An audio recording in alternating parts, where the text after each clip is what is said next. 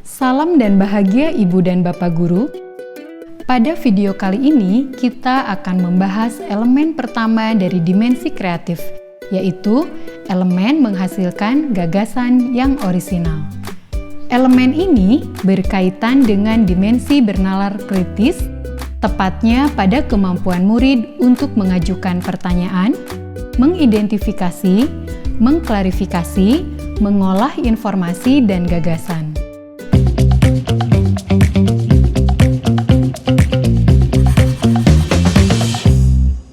Apakah gagasan atau ide yang paling berkesan yang pernah diutarakan murid ibu bapak di kelas? Atau sebaliknya, justru murid menghadapi kesulitan jika diminta mengeluarkan ide-ide baru? Jika iya, kira-kira mengapa ya? Ibu dan bapak, dalam berkreasi secara orisinil, ternyata dibutuhkan keberanian untuk mengambil resiko. Stimulus seperti apa yang sudah kita berikan agar murid berani mengambil risiko dalam berkreasi? Dimensi kreatif menumbuhkan gagasan atau ide orisinal dari murid, baik gagasan sederhana sampai dengan yang kompleks. Perkembangan ini berkaitan dengan perasaan, emosi, pengalaman, dan pengetahuan yang didapatkan murid sepanjang hidupnya. Kemampuan berpikir kreatif membuat pelajar Indonesia mampu mengklasifikasi dan mempertanyakan banyak hal. Di antaranya, melihat sesuatu dengan perspektif yang berbeda, menghubungkan gagasan-gagasan yang ada, mengaplikasikan ide baru sesuai dengan konteksnya untuk mengatasi persoalan, dan memunculkan berbagai alternatif penyelesaian.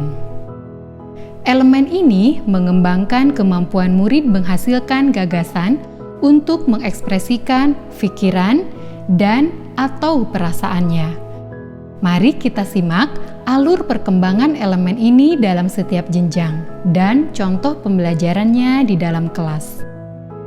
Pada jenjang PAUD, anak diharapkan dapat menggabungkan beberapa gagasan menjadi ide sederhana, imajinatif, dan bermakna. Agar bisa menghasilkan gagasan, murid perlu diberikan ruang berkreasi. Selain balok, barang bekas apa saja yang bisa kita gunakan kembali? Pakai kaleng, Bu.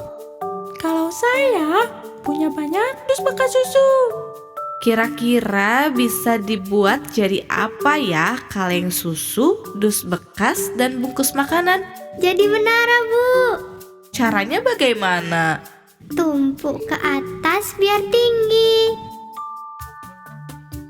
Gagasan membuat menara dari barang bekas muncul karena guru memberikan ruang berimajinasi. Jika guru sudah menentukan karya apa yang akan dibuat dan cara membuatnya, maka murid tidak mendapat stimulus untuk berpikir kreatif.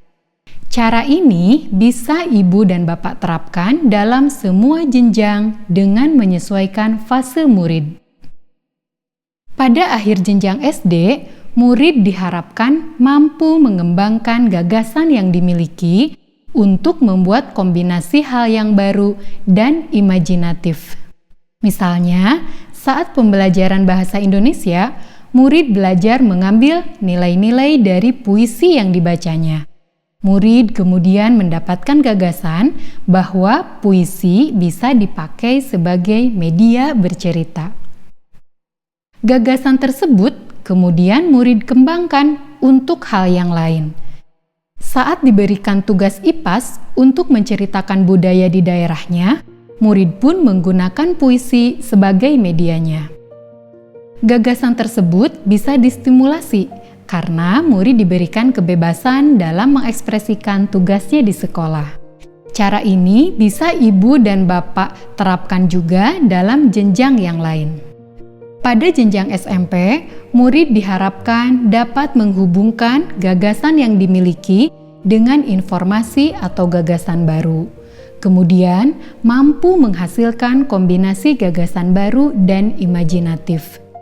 Misalnya, saat pembelajaran IPS, guru dan murid mendiskusikan permasalahan banjir di daerahnya saat musim penghujan datang. Murid kemudian diajak melakukan penelusuran cara-cara pencegahan banjir yang dilakukan daerah lain. Kemudian, guru memberikan ruang untuk mendiskusikan solusi banjir di daerahnya. Hasilnya, murid pun diminta menghasilkan gagasan baru tentang cara mencegah banjir yang sesuai dengan kondisi daerahnya. Gagasan ini dapat dikembangkan secara imajinatif menjadi sebuah karya infografis, model 3 dimensi, video, dan lain-lain sesuai minat murid. Pada contoh ini, guru mengajak murid mengeksplorasi gagasan yang sudah ada untuk dikembangkan dan dikombinasikan menjadi gagasan baru. Pada jenjang SMA atau SMK, murid diharapkan mampu menghasilkan gagasan yang beragam serta memikirkan segala resikonya.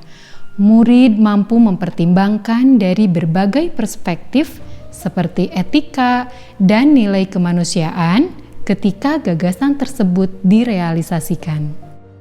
Contohnya, murid mempelajari perubahan sosial akibat kecanduan gawai di lingkungan sekolah pada pelajaran sosiologi.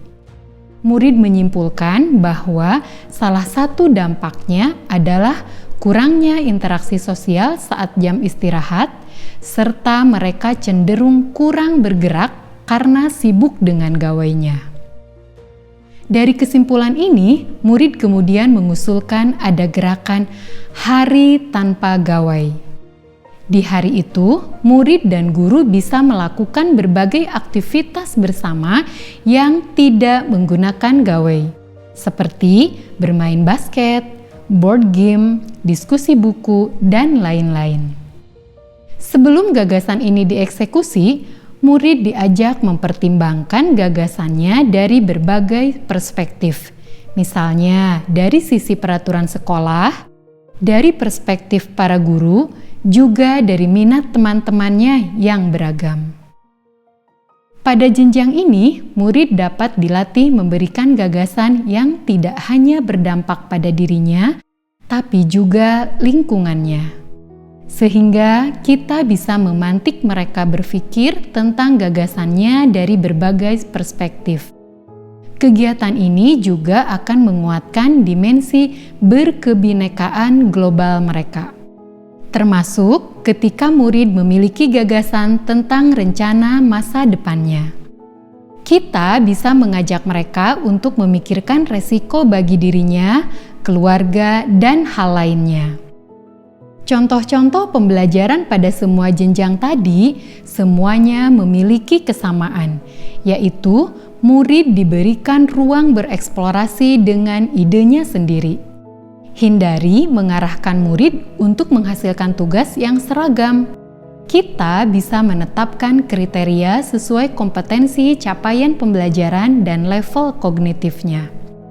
Namun, dengan tetap memberikan keleluasaan untuk murid mengembangkan tugas dengan caranya sendiri. Saat murid mengalami kesulitan, kita berperan sebagai fasilitator dan memberikan bimbingan agar murid bisa menghasilkan gagasan. Misalnya, dengan memberikan pertanyaan-pertanyaan yang berkaitan dengan perasaan, pengalaman, atau pengetahuan murid. Dengan begitu, murid dapat menghasilkan gagasan dan hasil belajar yang beragam sesuai dengan kreativitas dan minatnya masing-masing. Pada akhirnya, stimulus tidak lagi datang hanya dari guru, tapi juga dari teman-temannya. Pelajar Indonesia yang kreatif adalah pelajar yang mampu menggunakan imajinasi dan pengalamannya dalam berkreasi. Mulai dari berkreasi untuk mengembangkan diri, menemukan kebahagiaan, hingga memecahkan berbagai persoalan. Selamat belajar Ibu dan Bapak guru hebat. Salam dan bahagia.